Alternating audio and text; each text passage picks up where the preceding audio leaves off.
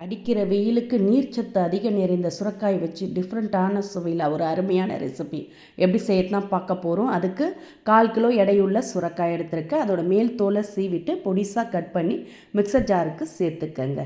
இது மாதிரி பிஞ்சாக பார்த்து வாங்கிக்கோங்க, அப்போ தான் விதைகள் இருக்காது. அப்படியே கட் பண்ணி சேர்த்துக்கலாம்.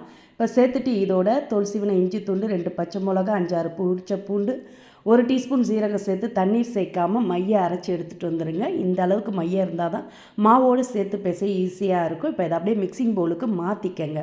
மாற்றிட்டு இதோட 2 கப் அளவுக்கு கோதுமை மாவு 200 கிராம் எடை பிடிக்கிற கப்பால் 2 கப் அளவுக்கு சேர்த்துருக்கேன். தண்ணீர்லாம் சேர்க்காமல் நான் இறுக்கமாக இது மாதிரி பிசைஞ்சிட்டு கொஞ்சமாக எண்ணெய் தடவி மூடி ஒரு 10 நிமிஷம் ஊற விட்டுடுங்க. மாவு ஊறி செட் ஆனதும் நல்லா சாஃப்டாக இருக்கும். இருந்தாலும் அழுத்தி ஒரு முறை பிசைஞ்சிட்டு நார்மலாக நம்ம சப்பாத்திக்கு உருண்டை எடுப்போம்ல, அந்த சைஸுக்கே உருண்டையாக உருட்டி எடுத்து தேய்க்கிற மணியில் மாவில் பெரட்டி எடுத்து வச்சு ஃபஸ்ட்டு பூரி சைஸுக்கு தேய்ச்சிக்கங்க. தேய்ச்சிட்டு கொஞ்சமாக எண்ணெய் விட்டு நல்லா பரவலாக தடவிட்டு ஓரங்கள் எல்லாத்தையும் ஒன்று சேர்த்து சீல் பண்ணி திரும்ப கோதுமை மாவு தூவி நல்லா மெலிசாக தேய்ச்சிக்கங்க. சப்பாத்திக்கு கொஞ்சம் தடிமனாக தேய்ப்போம்.